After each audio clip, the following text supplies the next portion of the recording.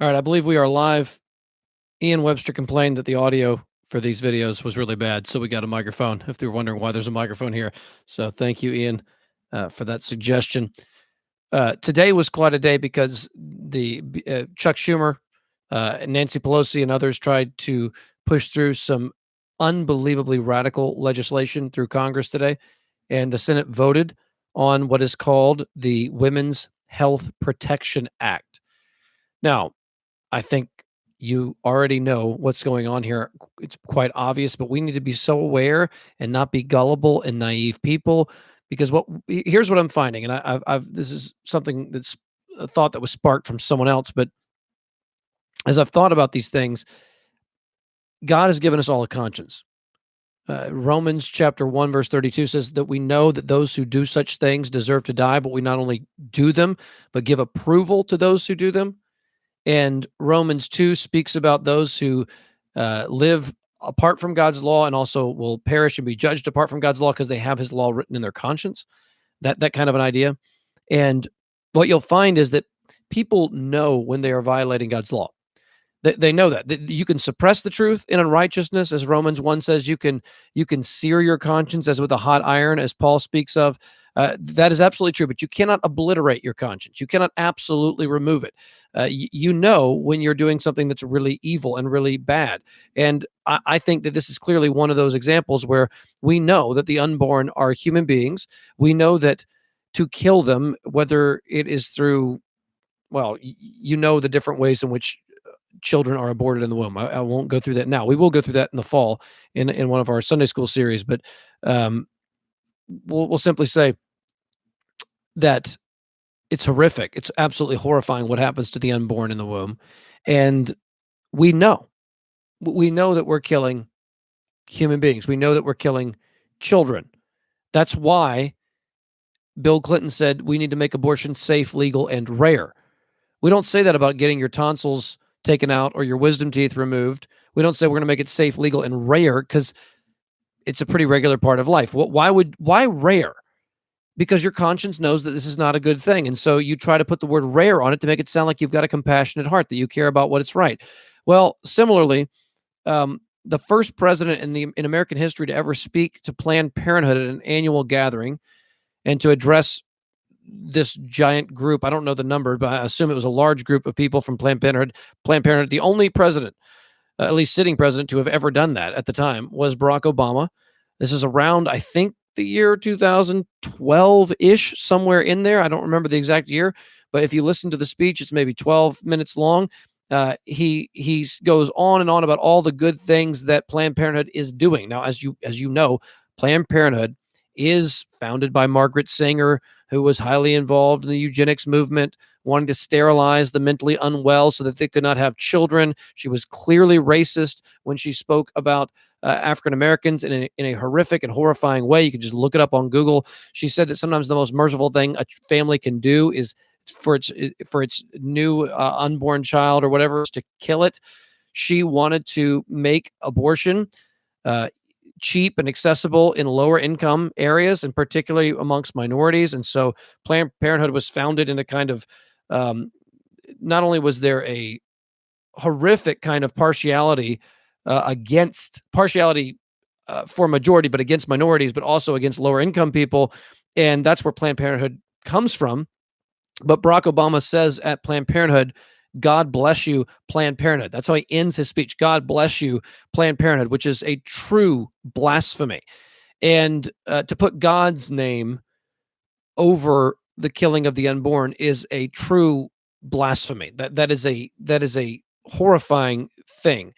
And we've got to learn to tear the mask off here on what looks so smooth and attractive on the outside and what's really going on underneath the surface in these regards. So, in that speech, and it's been a while since I listened to it, but he never uses the word abortion, not one time.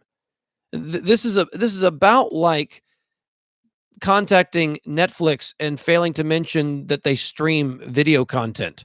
This is like this is like talking to Coca-Cola and failing to mention soda.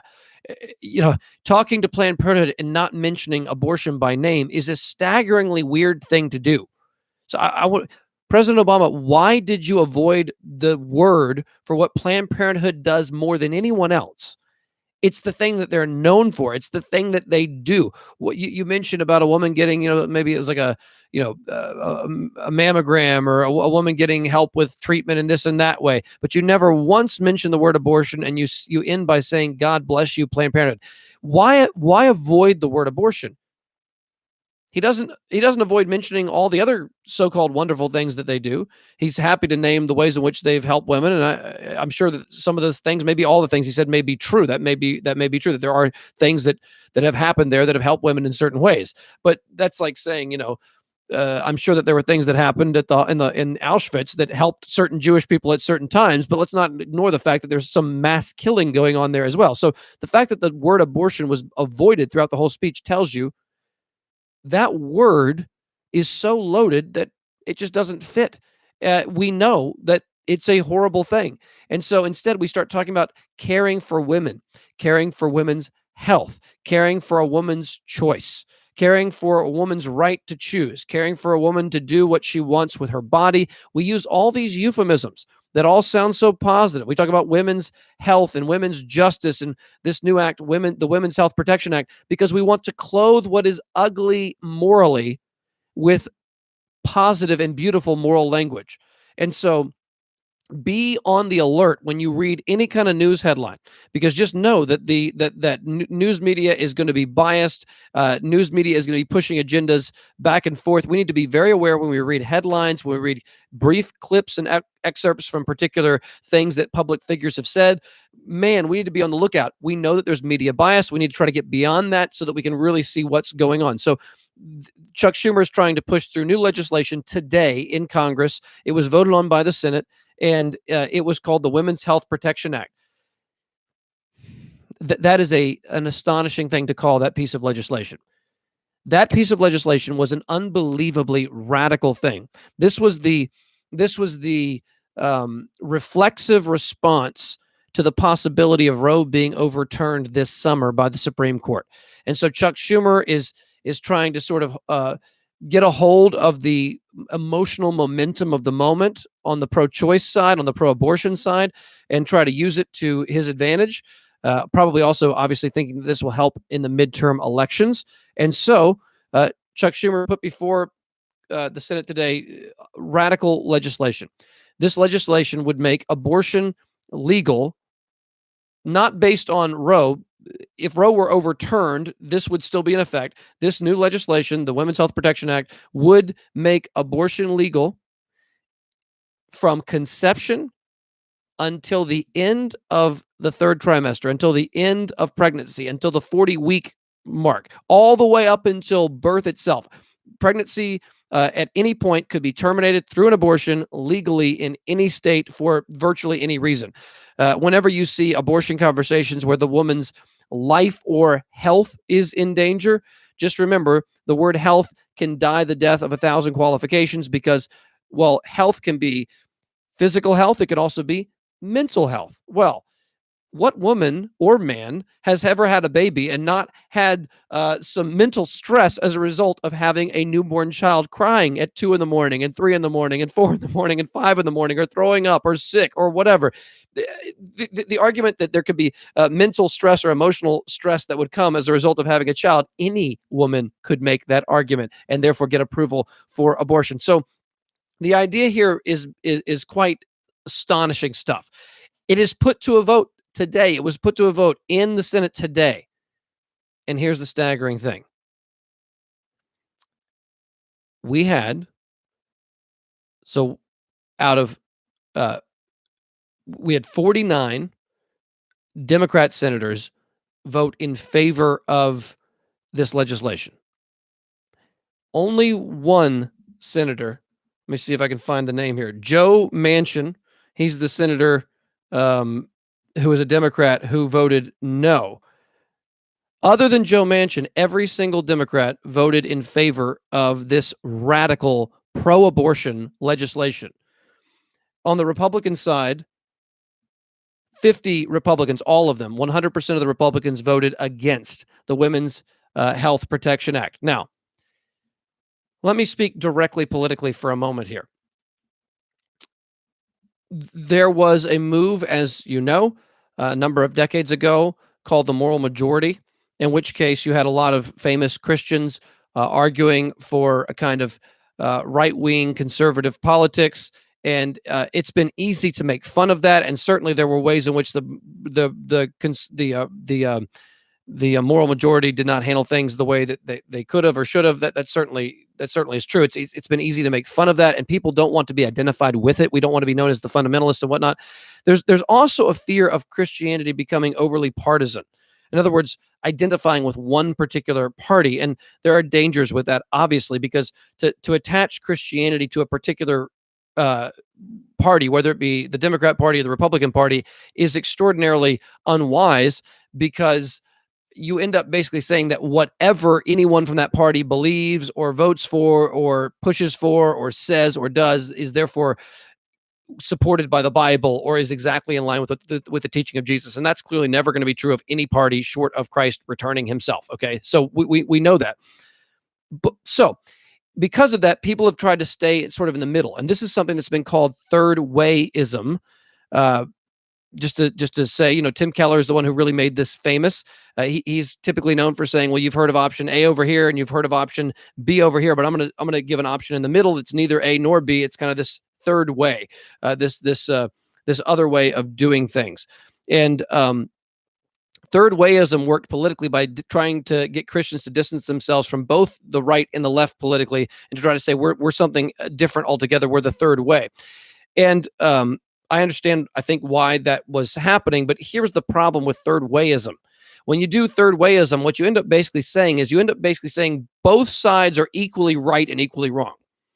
Even if you don't say it that way, that's the way it ends up coming across. Both sides have certain significant flaws and certain significant virtues, and so that keeps Christians from overly identifying with one side or the other.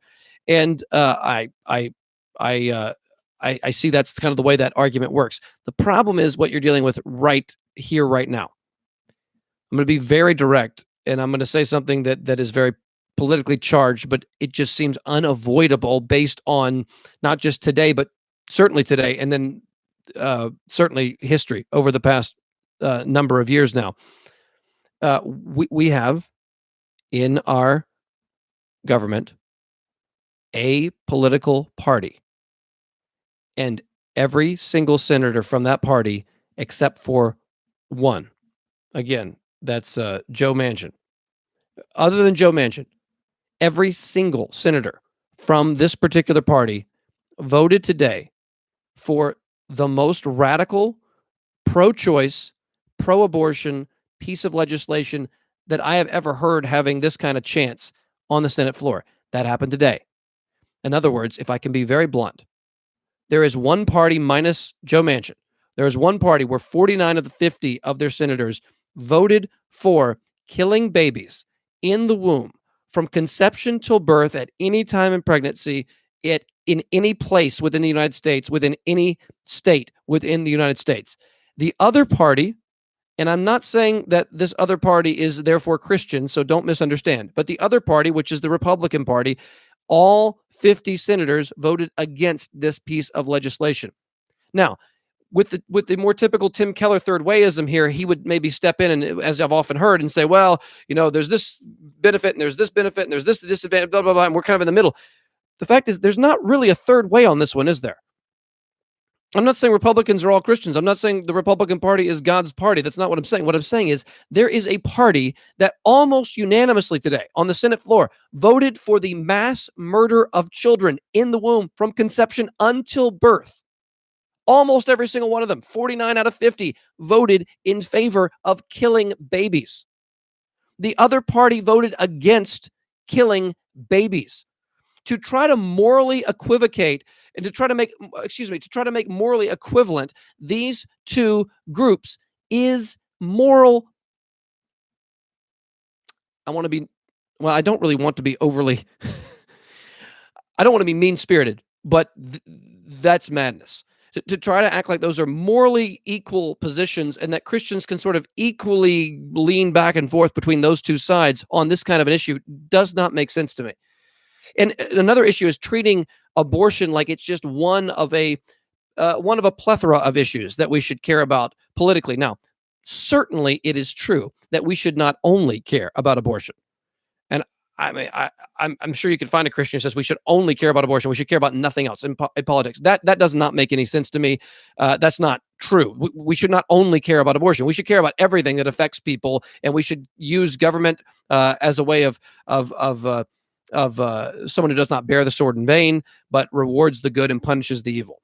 That's Romans 13. So certainly we should care about all laws. We should care about all legislation, but we should not consider all laws equally important or equally weighty or equally significant or equally morally important. So there is no question in my mind that the issue of abortion is the greatest political evil in our country, second to none.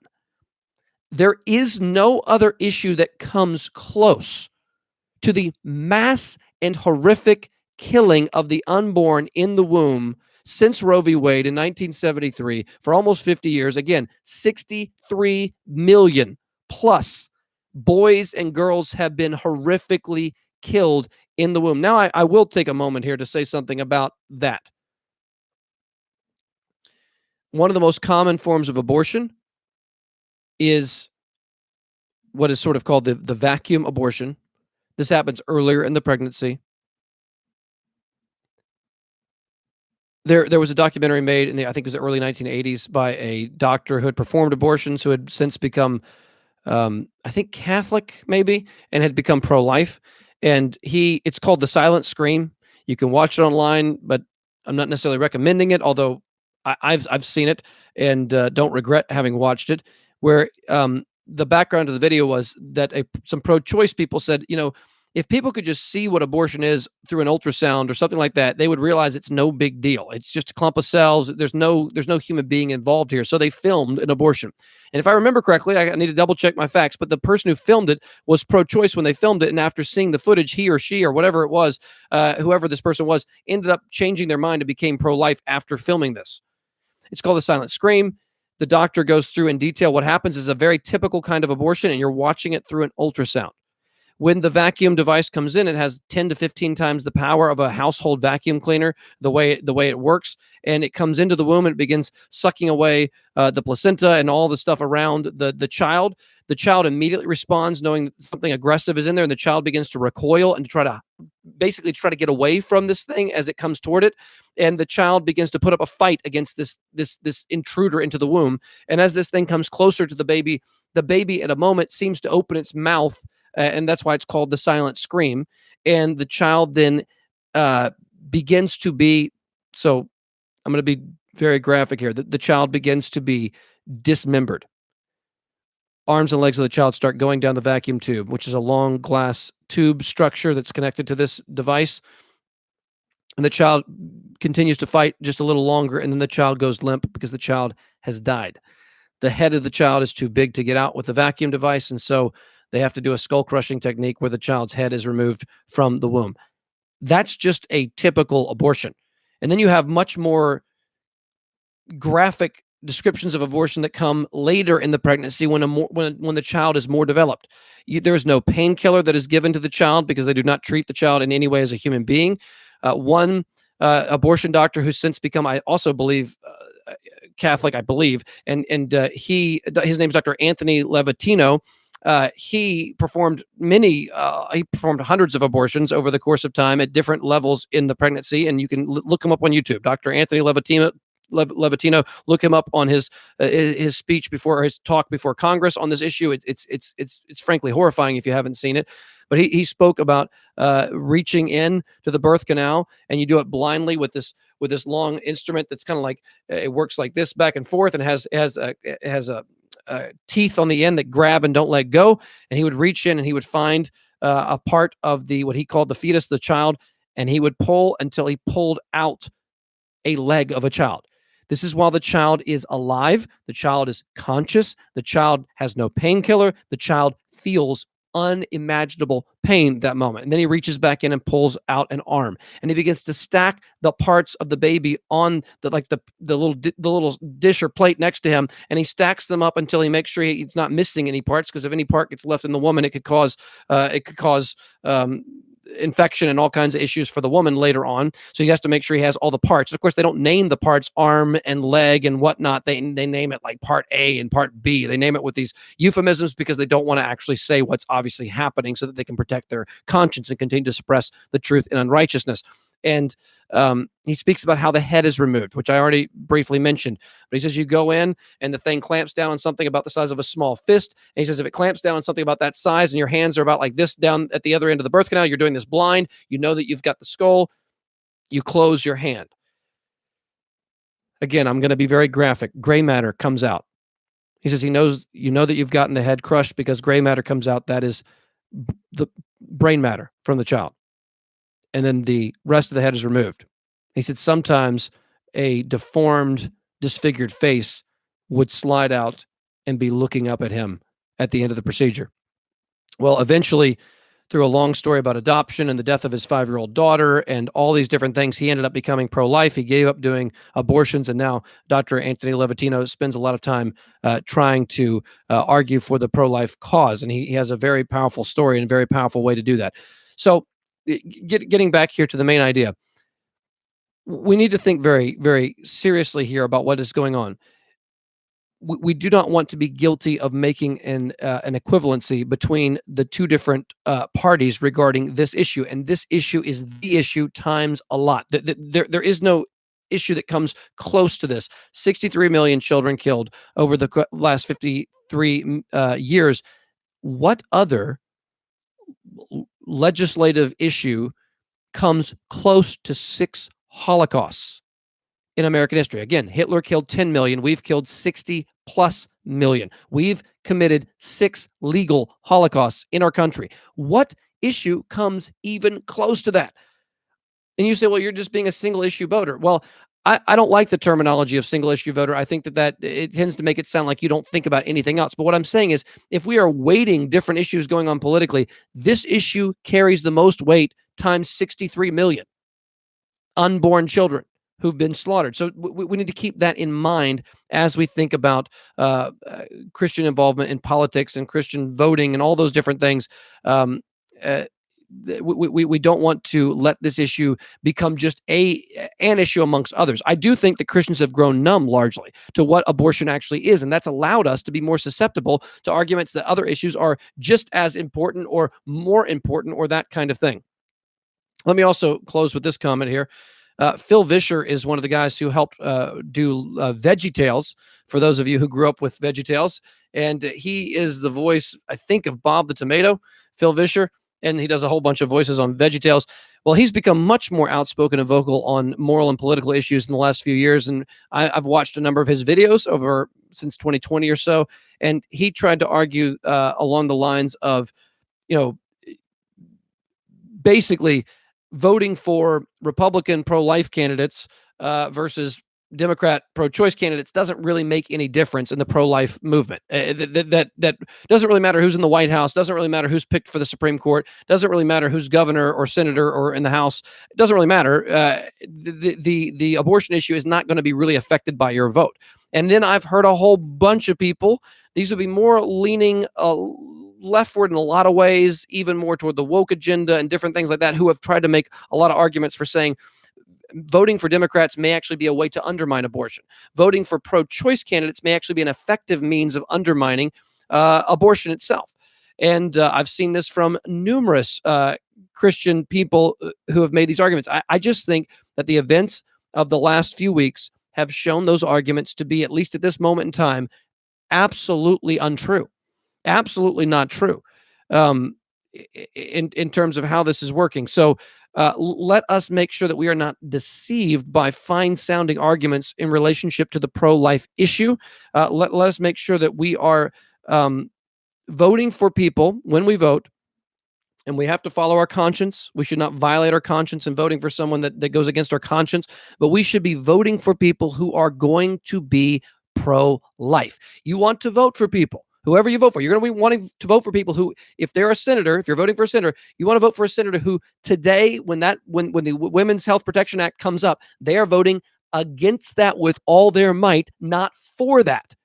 I mean, I just know that there are numerous Christians, and I have no doubt that numbers of these people are genuine Christians who voted for pro-choice candidates in different ways, and now they're left with the consequences of those decisions. And we need to think very carefully: what is most likely to overturn Roe v. Wade? How is that process most likely to happen? Well, it's going to happen through originalist Supreme Court justices. And how do those get put in place? Well, let's think about how that might work in terms of voting for the president. And I'm not recommending you vote for this person by name or not this person by name. I'm just saying we want to find pro-life presidents who will put originalist Supreme Court justices on the bench so that things like Roe can be overturned and not brought back again. And when it comes to voting for senators or for the House, we want to vote for people who are going to vote against abortion, not for the most radical pro-abortion legislation that you can possibly imagine. If I, as a Christian, voted for and helped put into place senators from Georgia who are going to and did today vote in favor of the most radical piece of pro-choice, pro-abortion legislation, I just think that would be weighing on my conscience. And we need to think very seriously about these things. And so we need to pray. And I'm going to pray right now for some of what we've been discussing, and then I'm going to be done. So let's pray. Heavenly Father, I do ask that the Supreme Court, the conservative majority would hold. And I pray that there would not be cowardice that would allow any of the conservative Supreme Court justices to flip-flop on the issue of what to do with Roe. I do pray that this decision would come through in this summer and that Roe v. Wade would be done with. And that as the issue goes back to the state level, I pray that states would be faithful to the unborn, and that we would see a massive move forward in the pro-life movement. I pray for churches all over the place, faithful churches all over the country, to step up to the plate like more than ever. And churches already have in amazing ways with supporting crisis pregnancy centers and sending women to volunteer at crisis pregnancy centers who love to do it, and adopting children and fostering children. God, please help churches to step up and help women in need, women in poverty, single mothers, people coming from broken homes, people in the fostering of people who need foster care. God, I pray that Christians would step up to the plate more than ever in these ways to show that we don't just care about life in the womb and then don't care about life once it's born, which is just not a true criticism in the first place, but help us to show more than ever that that is not the case. God, I pray that Christians would have clear-headed thinking when it comes to political issues. I am not here to tell you who you must vote for. I'm simply saying let us think carefully before we give our vote to anyone, and let us think how they are going to vote in relationship to the most weighty and easily most morally significant issue of our day, the dismembering of children in the womb. God, let that weigh on us. Let that make us weep when we think about it. Let us look up interviews and videos and pictures that involve these things, and let us to hear stories and read and get knowledge about what it is. And if we can handle it, even look at some of the images of what aborted children look like after the procedure is over, so that we can be wrecked emotionally by it, and that we would not be deceived by fine-sounding rhetoric. God, help us to be bold, to be clear, to be loving, and to support true biblical justice, not critical social justice, which is becoming so popular today. So God, please help us to stay humble, help us to stay clear-headed and firm in our convictions. And God, I do pray that, thank you, that today the Women's Health Protection Act, which is a horrifically wicked piece of legislation, did not pass.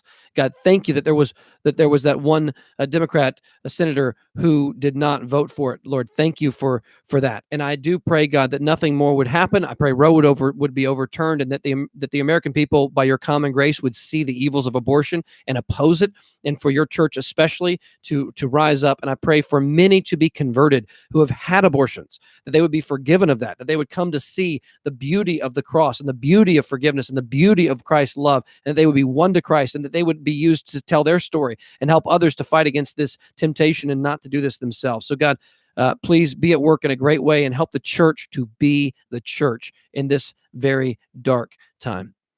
And we pray this in Jesus' name. Amen. All right. Thank you guys for watching.